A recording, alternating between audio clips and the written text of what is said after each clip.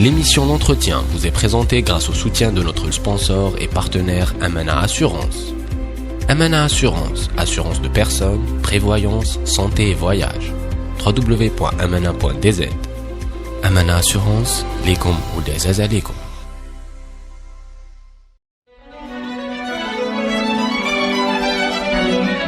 Pour bien s'entendre, il faut bien s'écouter. Rendez-vous sur M, la petite radio du Grand Maghreb. Amis auditeurs de Radio M, bonjour. Nous sommes contents de retrouver Amin Khan dans l'entretien pour cette fin de semaine, veille du vendredi des marcheurs. Amin Khan, bonjour. Amin Khan de retour pour le 5e opus de la série Nous Autres. Je la montre comme ça parce qu'on peut voir Nous Autres comme ça. Ensuite, je la montre comme ça. Donc, le 5e opus. Il faut pas oublier le sous-titre. Que je vais lire. L'opus, c'est Éléments pour un manifeste de l'Algérie heureuse. L'Algérie qui a en elle, donc, cette vocation à devenir heureuse. C'était annoncé dans cette série éditée aux éditions Shihab, 5e opus. Un opus qui n'était peut-être pas prévu. Je vais citer ceux qui sont venus avant. Tout d'abord, bonjour Amin. Bonjour. Merci beaucoup d'être avec nous. Ceux qui sont apparus déjà, Nous Autres en 2016, Notre rapport au monde en 2017, Travailler début 2019. Pensez d'abord. Pensez en 2017, oui, évidemment. Travailler en 2019 et cet opus Marcher.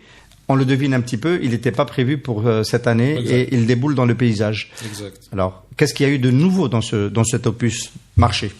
Ben écoutez, ce qui s'est passé, c'est que nous étions déjà en préparation du volume qui paraîtra, Inch'Allah, en début 2020 et qui est sur le thème de la lutte, de lutter donc, quand sont intervenus ces événements depuis le 22 février. Et donc... fin mars, il y a un ami, Mohamed Magani, qui est écrivain.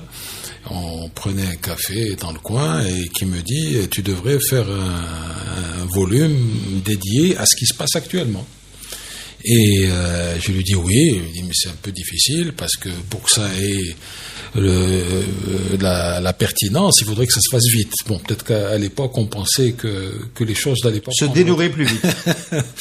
Donc, tout le monde a pensé ça. Voilà. Donc, oui, on va essayer de faire vite. J'ai tout de suite contacté l'éditeur, Azdin Garfi, des éditions Shihab, qui m'a, de façon immédiate et spontanée et sans réserve, m'a dit, on le fait. Donc, j'ai contacté tout de suite les contributeurs qui figurent dans ce volume, qui eux aussi ont accepté. Les conditions étaient pas faciles parce qu'il fallait faire vite. Donc la plupart des contributions sont des contributions assez courtes. Mais c'est quand même du travail. Alors, entre le texte et les photos, je viens de compter 30 contributions différentes. Oui. Alors, il y a quand même une explosion de contributions dans ce livre. Oui. Là, ça, c'est l'enthousiasme révolutionnaire. C'est l'enthousiasme révolutionnaire. C'est la volonté aussi, et on y est parvenu pour la première fois, d'élargir un peu le spectre des contributions. Et donc, cette fois-ci, il y a des textes qui sont nouveaux par leur nature, aussi bien sur le plan de la langue qui est utilisée que la nature des textes eux-mêmes. Alors, d'abord, il faut signaler la présence de la photographie. C'est l'événement le plus important, qui est effectivement bien présente dans ce volume, et la photographie. Et là, c'est un tour de force. Amine, c'est un tour de force parce qu'il y a quand même de grands noms de la photo qui se sont prêtés au jeu. Oui. On a. Je commence par la fin. On a Hossein Zarouar qui est Rani Al-Tarif qui entre guillemets prix Nobel de la photo avec le prix WordPress de la Madone. Ce sont tous d'excellents photographes. Voilà. Et je vais en citer quelques exemples. Oui, Sahraoui, il faut les citer tous. Ben Ali Sherif. On a cité Houari Bouchnar, Youssef Krash. Et donc le livre, dans sa partie terminale, Ramzi Ben Saadi, qui a prêté beaucoup de photos, Lydia Saïdi, et on a, en passant en revue toutes ces photos, Khadija Markemal, absolument, et Arski Tahar. Donc c'est vraiment florilège de photographes très présents sur la scène. Pourquoi pas au début les photos? Pour des raisons de fabrication du bouquin, parce que c'est un papier différent. Et donc celui qui supporte les photos, c'est un papier différent. Oui, donc voilà. On le voit. C'est un choix. Mais bon, ça ne n'indique pas une hiérarchie, disons, de la contribution, de la valeur des contributions. Donc il y a la présence de la photographie qui est extrêmement importante. Il y a des textes qui méritent d'être rappelés ici. C'est les propos recueillis par Linda Abou de Oulid el-Bahja, qui est un des Oulad el-Bahja. Alors on va s'arrêter une seconde déjà sur ce texte, parce que il y a beaucoup de choses intéressantes là-dedans. La première, c'est que Linda Abou est une figure qui a émergé avec le 22 février, qui est une journaliste de Radio 1, présente sur tous les fronts de la lutte, qui a recueilli les propos de quelqu'un du collectif de solidarité avec le Harragat à Raïs Hamidou. Exact. Dans la langue parlée de la rue, donc qui est des poèmes qui ont été chantés, Kaza Mouradia et l'Akhiré. Et c'est bien parce que ça nous rappelle que la contestation couvait et qu'elle est venue aussi de ce front social qui est celui des jeunes désœuvrés qui ne pensent qu'à partir. C'est-à-dire que Linda, dans cet ouvrage, a fait 2 contributions qui sont, à mon avis, essentielles. C'est l'interview de Oulid el-Bahja, qui a contribué à Al-Qaza del Mouradia et tout ce qui a été fait aussi avant, etc., et qui représente en quelque sorte cet affluent du mouvement populaire qui est la jeunesse des stades. Et je crois que c'est très intéressant de voir comment la politique a été réprimée dans l'espace public, a quand même trouvé des ressources dans des endroits comme les stades, la rue, etc., etc. Ça, donc, j'ai mon téléphone plein de vidéos du COP du Mouloudia d'Alger en 2016, 2017, 2018, qui annonçait un peu cela. Donc il y a cette contribution importante. Et Linda aussi a interviewé un jeune Harrag qui, alhamdoulilah, est revenu vivant de ses aventures et qui raconte ces aventures-là b'derja. Et donc c'est là où j'aimerais signaler le fait qu'il y a une grande diversité qui n'est pas encore aussi grande qu'on l'aurait voulu, mais dans la mesure où, en plus des textes en français, il y a un très beau texte en arabe de Salah Badis, qui est un jeune poète, un texte en arabe...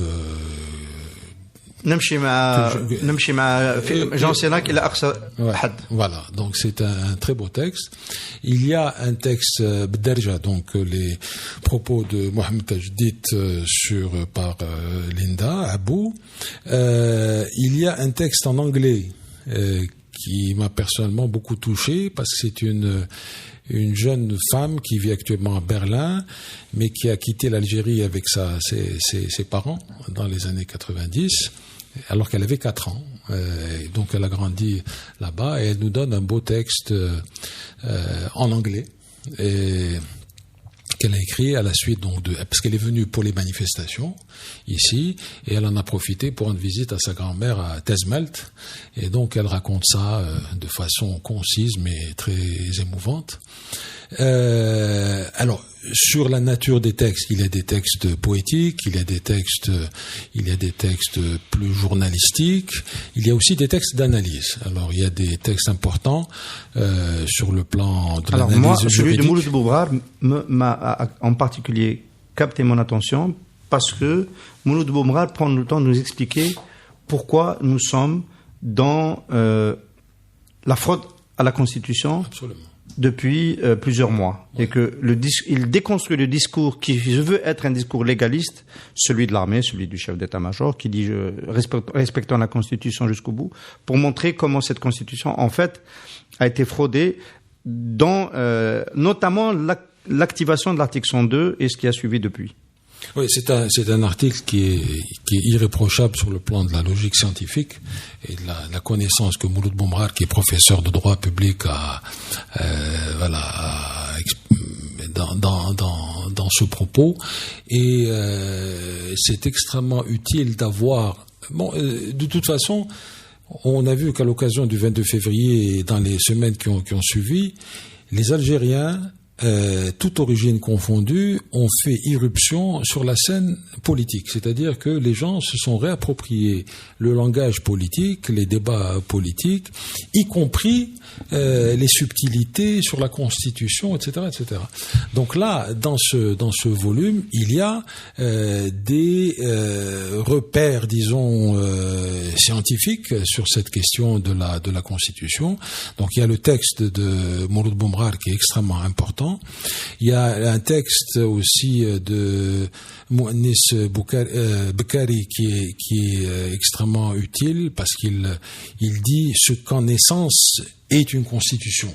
Et donc ça relativise beaucoup les discours actuels qui visent à instrumentaliser cela. C'est beaucoup plus important et je crois que ça serait une bonne référence intellectuelle quand on passera à la rédaction de la prochaine constitution. Parce que ça rappelle la constitution, c'est avant tout la cristallisation d'un certain nombre de valeurs auxquelles sont attachés les peuples qui veulent se donner une constitution.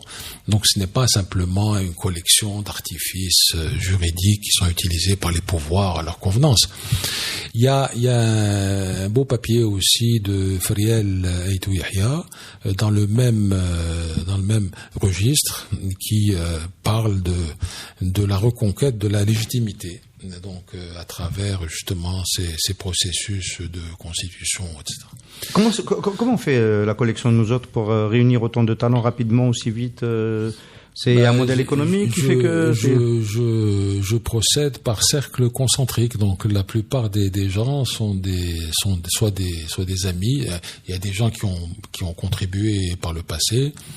Il n'y a pas que des inédits aussi, faut-il peut-être le rappeler. Il y a une exception aujourd'hui dans ce volume, c'est l'article de Tinhin al-Qadi. C'est la seule. C'est le seul privilège accordé non inédit. C'est un privilège accordé à une ancienne collaboratrice de nous autres, mais surtout qui avait fait un article extrêmement intéressant sur l'analyse scientifique, là aussi, de la nature et de l'avantage d'avoir une démarche pacifique pour les manifestations. Donc son article intitulé Selmiya est tout à fait au cœur et peut-être la leçon principale que le peuple algérien s'est donnée en allant dans l'expression de cette colère, mais de façon exclusivement, totalement pacifique. Donc c'est un article qui est extrêmement important pour expliquer... Et qui montre, ça rapporte une étude d'une université nord-américaine qui rapporte que statistiquement, ce type de processus révolutionnaire réussit mieux Absolument. Que les processus violents. Absolument.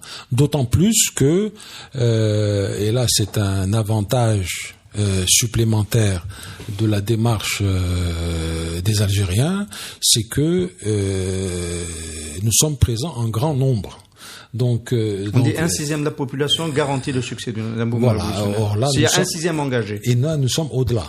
Et donc, c'est extrêmement important que les Algériens sachent que ce qu'ils sont en train de faire à des bases solides, des bases qui sont, disons, intellectuellement solides. C'est pas un feu de paille, c'est quelque chose d'extrêmement profond et qui a de bonnes chances de succès. Alors il y a un texte, je ne saurais pas rappeler de qui il est, qui dit que les Algériens n'ont jamais cessé de marcher. Est-ce que c'est si vrai que cela? Écoutez, je pense que les gens qui présentent le 22 février comme un miracle se trompent. Je crois que le 22 février, c'est le résultat des combats, des luttes, des multiples tentatives et des multiples réactions qu'il y a eu à l'oppression, à la corruption, à l'humiliation. Et ça a toujours été parce que même quand les gens ne sortent pas dans la rue, sauf que les statistiques chez nous disent bien qu'il y a par année quelque chose comme 10 000 manifestations. Ça peut être coupure de route, etc. Mais Souvent coupure de route. Oui, hein. Mais donc c'est l'accumulation de toutes ces luttes, je dirais de toutes ces frustrations aussi, qui à un certain moment coagulent dans une expression qui est l'expression du 22 février. Je crois qu'il faut jamais sous-estimer les peuples, les gens, même quand ils sont très patients, et les Algériens ont été très patients, parce que les Algériens ont subi quand même les années 90, qui ont été d'une violence terrible, et signe de la grande intelligence populaire, cette fois-ci, la révolution n'a pas pris de forme violente. Au contraire, elle se distingue par son pacifisme, je dirais, radical. Et c'est pour ça que je crois qu'on a des raisons d'être optimistes pour la suite. Des raisons d'être optimiste. Au moment de la rédaction de ce livre, ça a pris un peu plus de temps. À quel moment vous avez bouclé? Parce que peut-être que il y aurait eu des angles nouveaux qui seraient apparus, on va dire en mai, juin. Oui, non, là, les papiers ont été écrits autour du 1er avril. Parce qu'à l'époque, on était dans la perspective de la fin du mandat de Bouteflika, c'était le 20 avril, je crois. Et donc on voulait essayer de sortir ça avant. Mais finalement, c'est sorti un peu après. Mais on a mis 1 mois et demi, en gros, pour sortir le bouquin.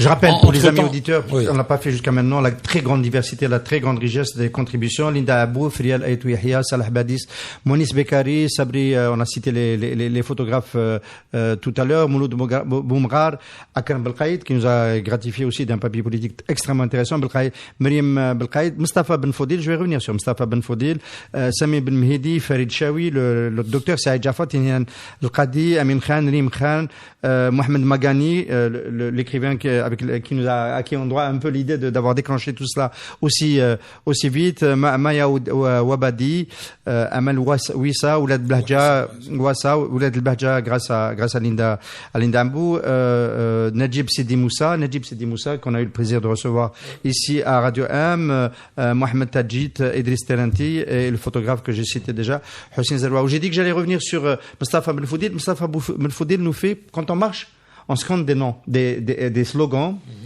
et il y a une sorte de glossaire des marcheurs qui nous accompagnent ici. Bon, il y a Silmiya, Kachir, Trir, Cadre, Ghar Hirak, Génération, Transition, Ga, Livre, Isaba, Khawa Khawa, Asyan, Taswira. C'est aussi beaucoup de sons, ce livre.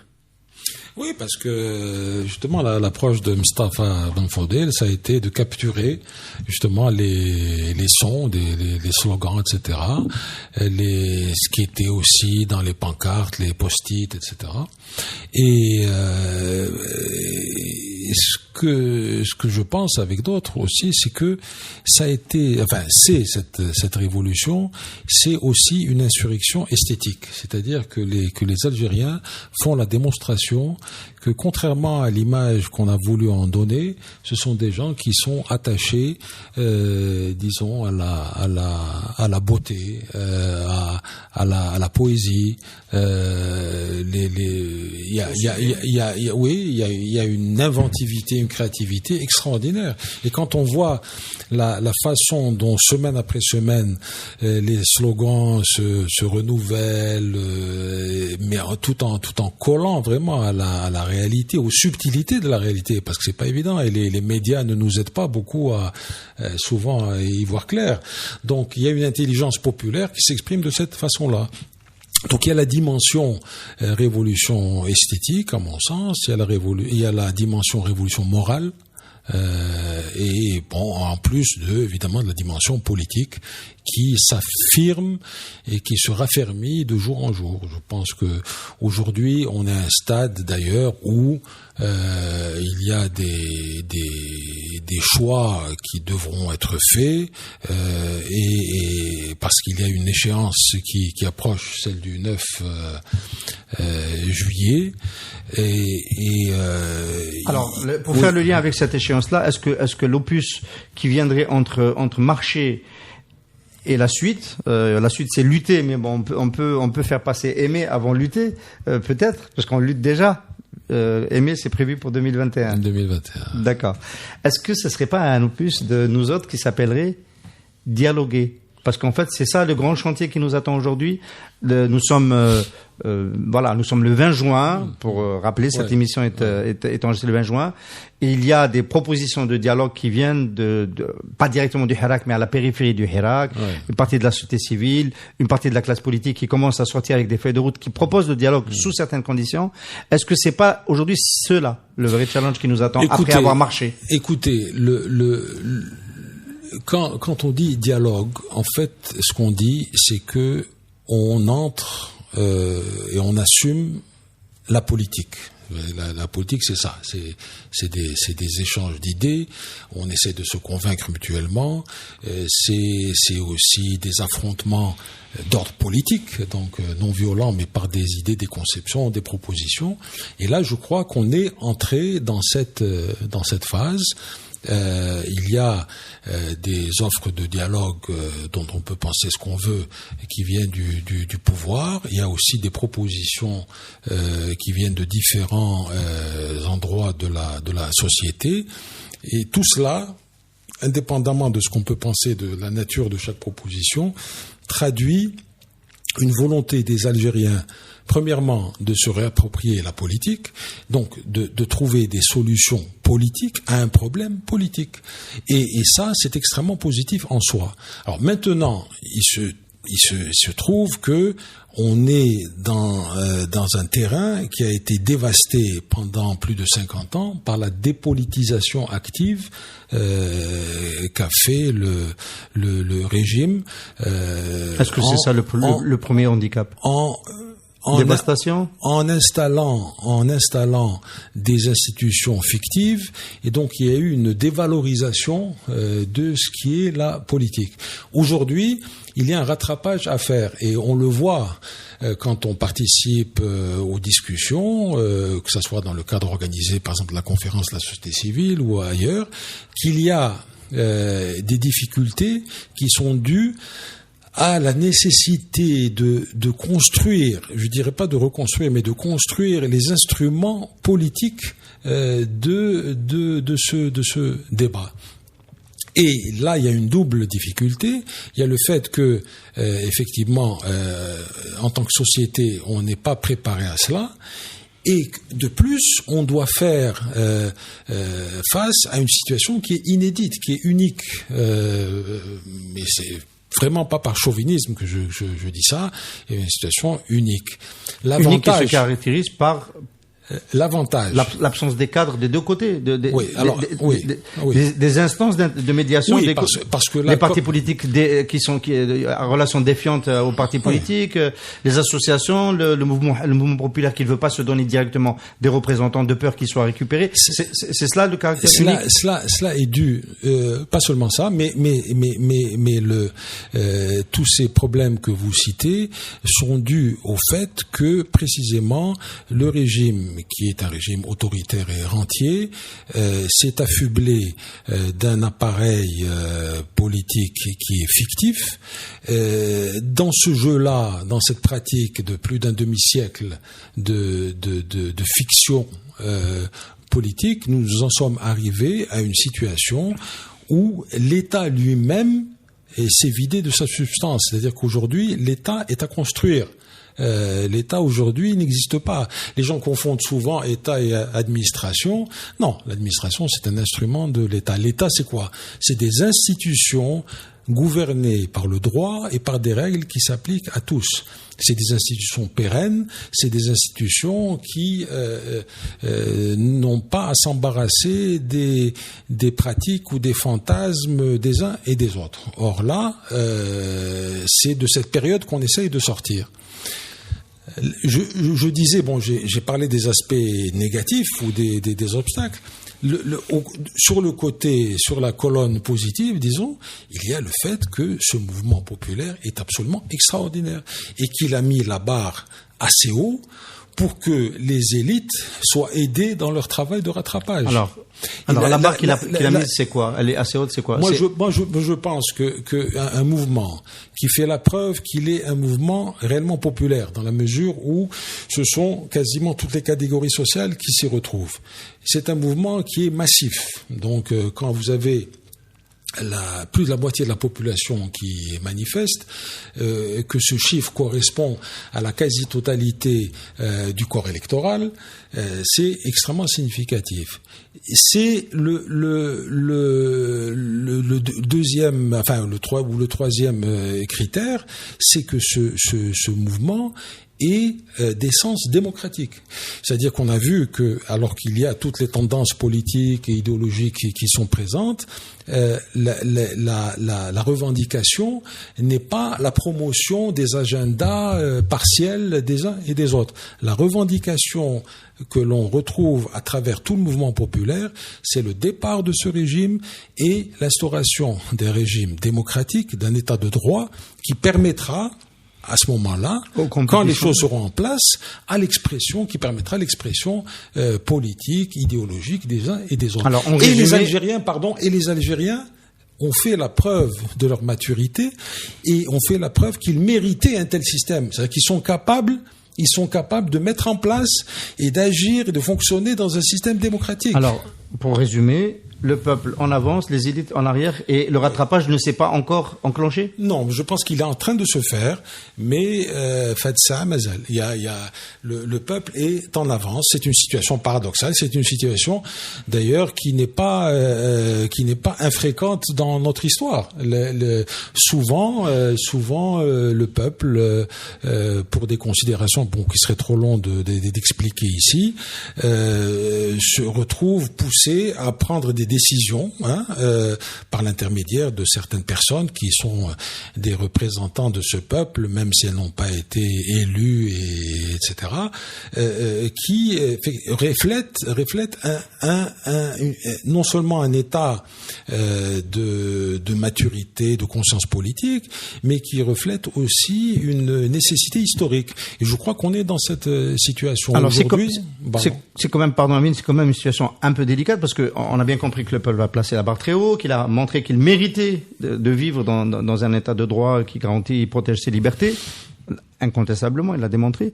Mais en même temps, il y a une forme de radicalité qui s'exprime dans le Hirak, dans la rue, qui empêche, en réalité, les élites de faire ce rattrapage. Parce que le rattrapage, ce serait de traduire en feuille de route, traduire en contenu politique la radicalité de la rue. Et quand on la traduit, on peut déjà un peu la déformer. Et quand on la traduit, c'est aussi pour ouvrir un dialogue et essayer de passer à cette nouvelle phase. Et cela, on a l'impression quand même que ce n'est pas nécessairement toléré.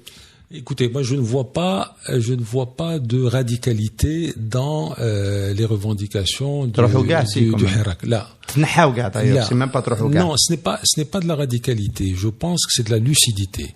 C'est-à-dire que Nes qui goul que c'est ils veulent que les symboles s'en aillent, et surtout que les pratiques et les conditions d'exercice de ces gens-là disparaissent. On a bien vu, par exemple, le président du Conseil constitutionnel est parti, ça n'a pas empêché le Conseil constitutionnel de continuer à délirer et raconter des histoires. Demain, si, comme on l'espère, le gouvernement bedoui parte, s'il n'est pas remplacé par un gouvernement radicalement différent dans sa composante, mais aussi et surtout dans son programme, on n'aura pas avancé, etc., etc. Donc je pense que le cadre qui est posé par le mouvement populaire est extrêmement lucide, extrêmement juste. La difficulté aujourd'hui, et je pense que c'est pas une difficulté qui est insurmontable, c'est de traduire en termes de programme politique les revendications du mouvement populaire. Et cela se fait de différentes façons. Aujourd'hui, il y a des initiatives que vous connaissez bien, qui sont dont on parle. Il y a la nécessité de multiplier, à mon sens, et je crois qu'il ne faut pas s'effrayer du fait qu'il y ait beaucoup d'initiatives, parce qu'en fait, elles vont vers le même but. Le même but, c'est de rattraper le temps perdu dont on parlait et de faire une proposition qui finalement va converger.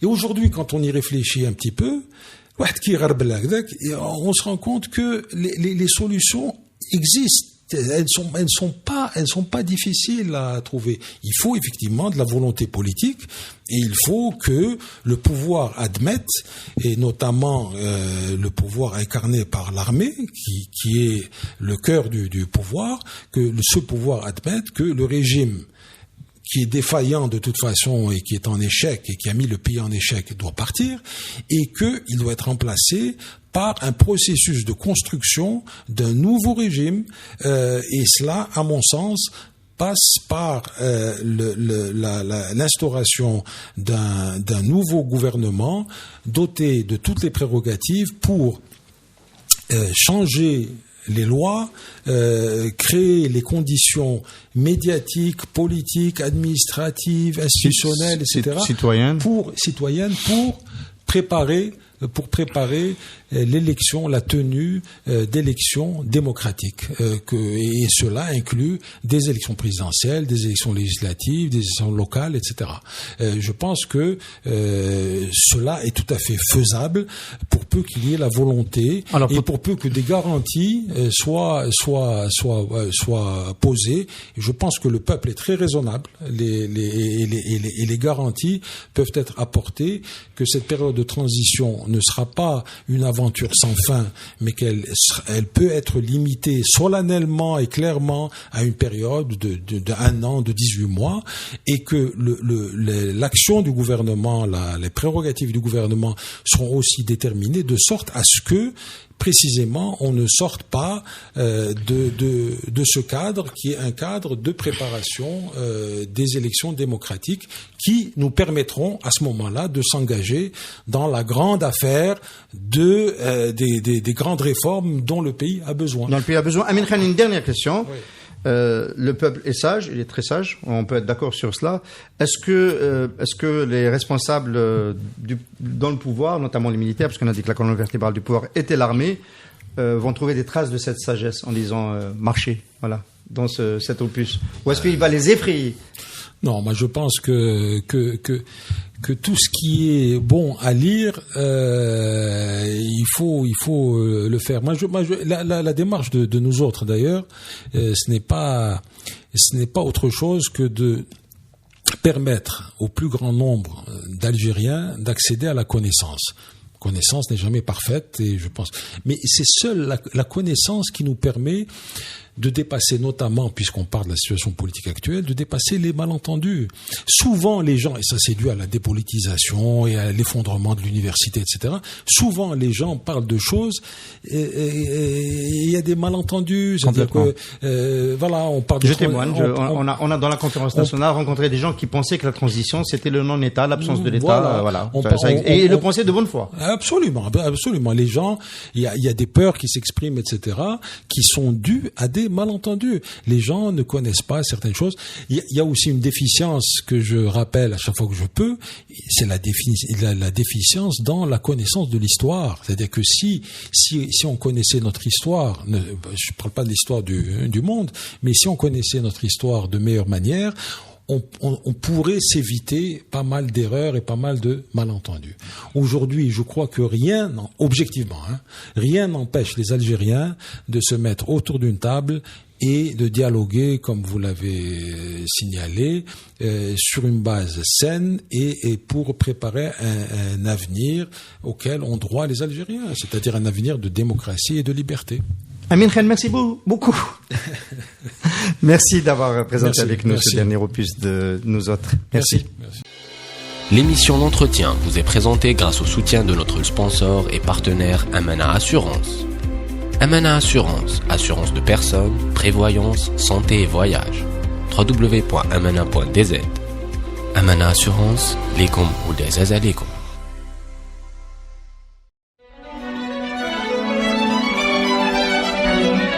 Pour bien s'entendre, il faut bien s'écouter. Rendez-vous sur